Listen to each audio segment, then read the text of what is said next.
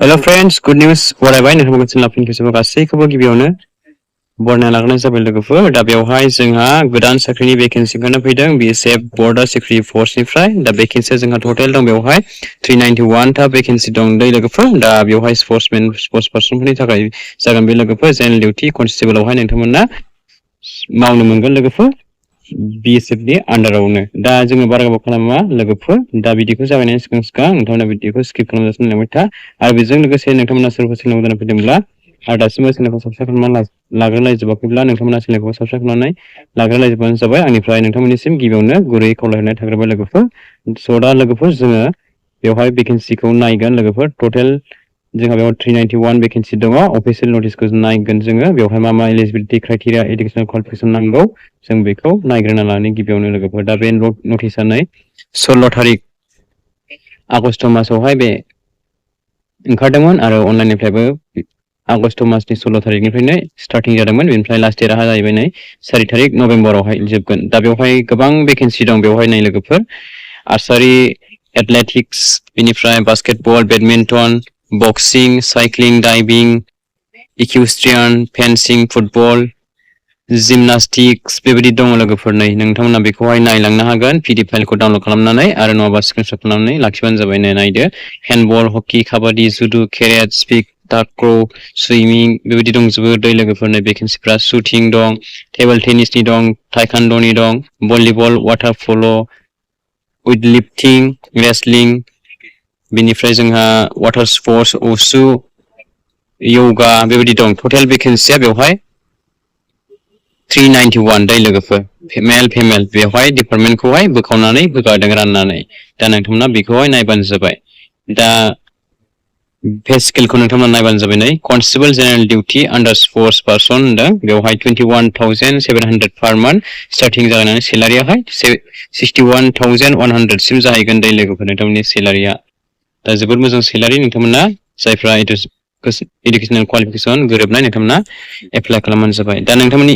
Educational क्वालिफिकेसना मा नांगोन नायदो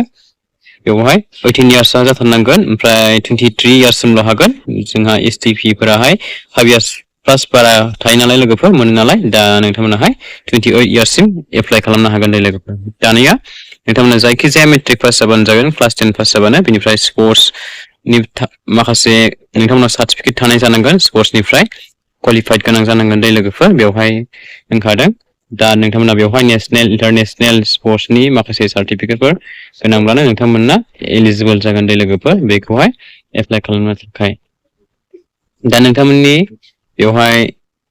माखासे गोबां क्राइटेरिया दंबावो आं नोंथांमोननो खिन्थाहरनो सानदों बेखौहाय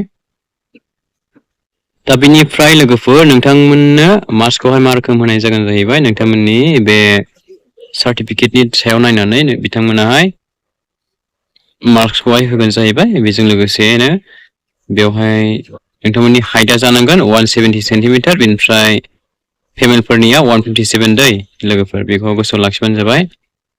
दा एक्सपेनसन बेवहाय खालामगोन आरो हाइटखौहाय मेल फेमेल नोंथांमोना बेखौ नायबानो जाबाय बेजों लोगोसे नोंथांमोननि सेस थायो दै लोगोफोर सेसखौहाय नायो मेलफोरनियाहाय हौवासाफोरनियाहाय 80 सेन्टिमिटार जानांगोन मिनिमाम बेवहाय माखासे मेगननि एग्जाम लानाय जागोन लोगोफोर बेबायदिनो 6/6 6/9 बेबायदि लागोन बेनिफ्राय टेटु थानाया जानाय नङा दै लोगोफोर बेवहाय टेटु गोनांबा जानाय नङा टेटु दंबा नोंथांमोना एलिजिबल जानाय नङा लोगोफोर बेवहाय टेटु थानो मोननाय नङा होननानै बेवहाय माखासे कन्डिसनफोर लिरनानै होदों दै बेजों लोगोसेनो जोंहा अनलाइन एप्लाइ खालामनाय समाव माखासे फिसफोर लायो दा बे जाहैबाय जोंहा 159 पेमेन्ट रुपिस नोंथांमोना दाननांगोन अनलाइन पेमेन्ट नोंथांमोना जायखिजाया एनि क्रेडिट कार्ड नोंथांमोना दाननो हागोन लोगोफोर अल केन्डिडेट्स नोंथांमोनाहाय 159 पेमेन्ट दाननांगोन दै लोगोफोर बेनोसै लोगोफोर बाखि माखासे गाइडलाइन्सफोरखौ नोंथांमोना नायबानो जाबाय भिडिअनि डिसक्रिपसनावहाय आं बिनि PDF फाइलनि लिंकखौहाय पिन खालामना होनानै दोनखागोन टेनसन खालामनो गोनांथि गैया लोगोफोर नोंथांमोना गोरलैयैनो बेयाव थांनानै नायनानै लाहैबानो जाबाय लोगोफोर दा एसेनोसै लोगोफोर भिडिअखौ आं बारा गोबाव खालामनो सानाखै नोंथांमोना जायफ्रा इन्टारेस्टेड आरो जायफ्रा स्पर्ट्सनि क्वालिफिकेसन नोंथांमोनाहाय सार्टिफिकेट गोनां नोंथांमोना क्राइटेरिया गोरोबनाय बा एलिजिबिलिटि बा नोंथांमोनाहाय एप्लाइ खालामबानो जाबाय दे लोगोफोर बिदिब्ला लोगोफोर Next video फिन खेबसेबाव लोगो मोनगोन. Thank you for watching. See you again. Bye bye and take care. Love you all.